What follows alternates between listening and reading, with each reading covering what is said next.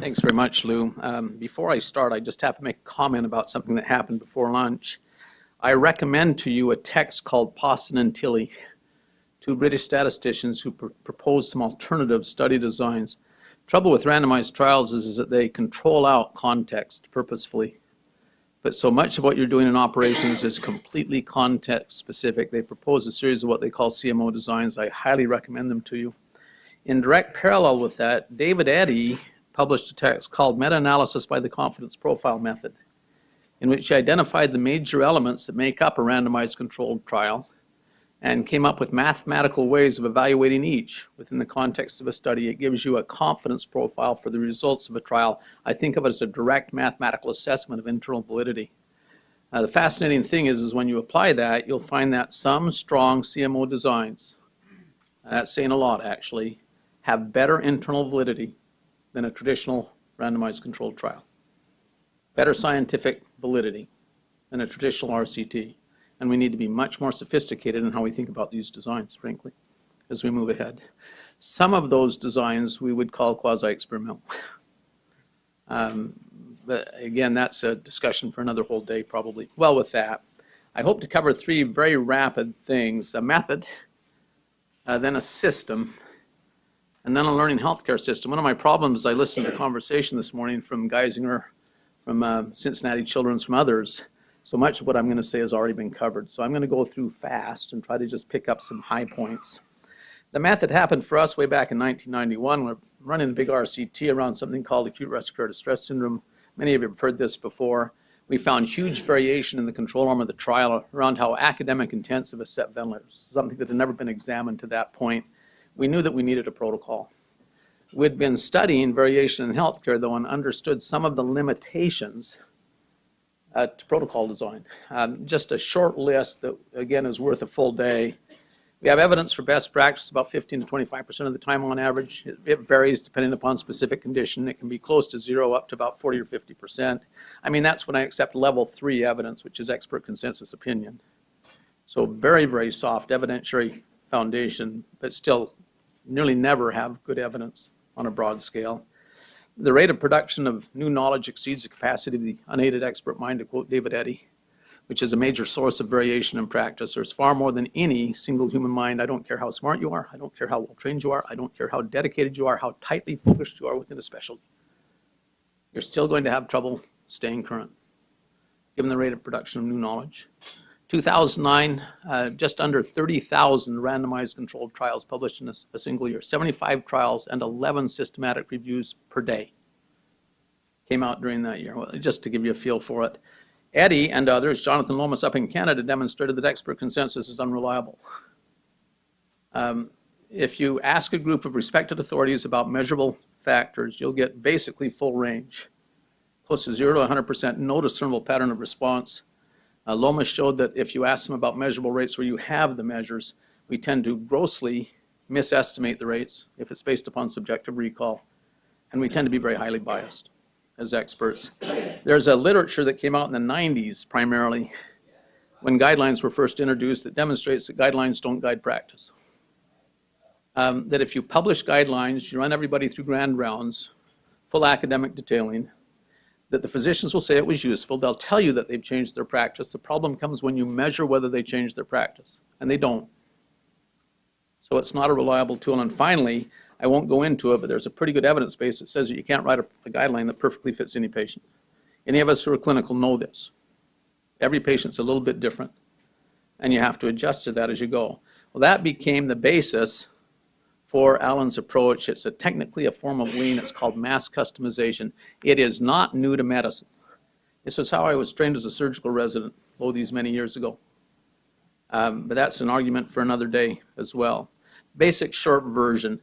It came up early in our conversation. How do you blend knowledge into the flow of work so it doesn't rely on human memory? Well, this is a technique that we've used, at least, quite successfully. You identify a high priority clinical process. You build that evidence-based best practice protocol despite the many limitations I just showed. Oh, the big one, number 3, you blend it into clinical workflows. We have about 20 little tools that we use to build it into a clinical workflow. So doctor, if you just let it happen, what you're going to get is the evidence-based best evidence. That's just routine care. It's things like standing order sets, clinical flow sheets, patient worksheets, what we call action lists. There's a whole series of little tools. And that's where the rubber really hits the road. So routine care is evidence-based best care. So side by side with it, I'm going to come back to this one. You're building a data system. The data system has two specific functions. The first is to track protocol variations. The second is track what happened to the patient. Now, critical, we're going to come back to this too, intermediate and final clinical cost and satisfaction outcomes. So not just clinical outcomes, but cost outcomes. The fifth is my favorite, the way I say it to physicians and nurses inside Intermountain. It goes something like this. Ladies and gentlemen, it's not just that we allow or even that we encourage. We demand that you modify treatment for each individual patient based upon that patient's needs. We know that our protocols never perfectly fit any patient, and that's why we have you. Change it. Every time they change from protocol, we record the fact that they changed. And then lastly, you build a feedback loop around this. Now, we've used this and it works. In the original trial, ARDS trial, for ECMO entry criteria patients, most seriously ill, survival improved from 9.5 to 44% using the method, a dramatic improvement in survival. First time since this syndrome was defined as a syndrome in the 60s that anybody had shown an improvement in clinical outcomes. We watched in direct conjunction with that cost fall dramatically. The trick is I have well over 100 of these where I can show the same results of dramatically better clinical outcomes, nearly always dramatically lower costs. So the first takeaway, we could be much better in the care we deliver. In routine operations, we count our successes in lives. In Intermountain, I can document more than 1,000 lives per year of people who a few years ago would have died who don't today. On the backbone of that method of deploying knowledge into routine clinical practice. That's what it really is. It's a knowledge management system. Second, it's nearly always cheaper.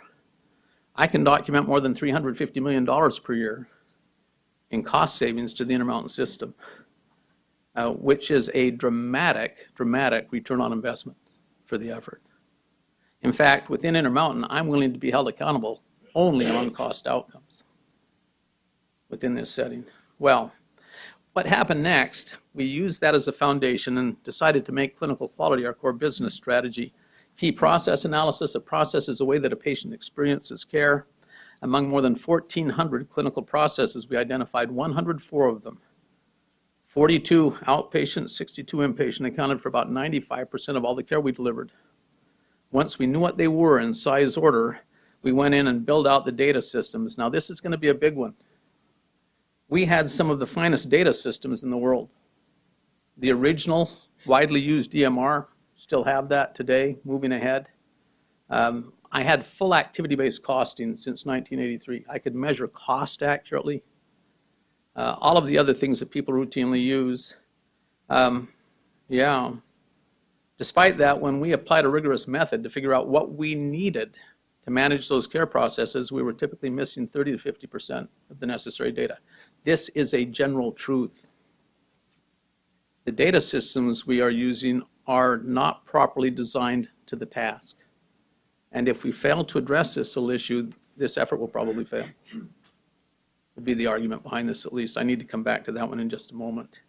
We also built an infrastructure to use the data for, well, really performance. We call them clinical development teams. I currently have 58 of them. They're all led by a physician with salary time. I have at least one statistician assigned to each one of them, 17 statisticians formed out among them. My best one actually consumes 2.5 statisticians by itself, actually. And a full infrastructure for running that feedback loop about best care. As you adapt from theory into reality on a regular basis, validating your care delivery protocols on the fly as you work, those 58 clinical processes account for about 80% of all of our care delivery within the Intermountain system right now today. Well, it feeds through our enterprise data warehouse. We currently track those 58 clinical processes. Each of them are really a registry, a condition-specific patient registry that tracks those patients longitudinally over time. About 2 petabytes of storage. A petabyte is 1,000 terabytes, is 1,000 gigabytes, is 1,000 megabytes, just in passing. Its primary purpose is routine clinical management. Well, imagine that you took that resource, you build the organizational structure, you pay the salaries, you build the data systems, and you justify the financial investment on the basis of care delivery performance. Our actual additional spend is about $7 million per year, against about $350 million per year. All right? That's about the additional spend for us. But then, imagine that you use the resulting clinical management system to learn from every patient. Now, I need to think of it in several ways. It's not to just conduct new research. I know that clinical outcomes in my system are going to be different from what's published in the literature. Big trial appears in the literature, we start to deploy that approach in our system, I will get different results. My job is to validate every published result.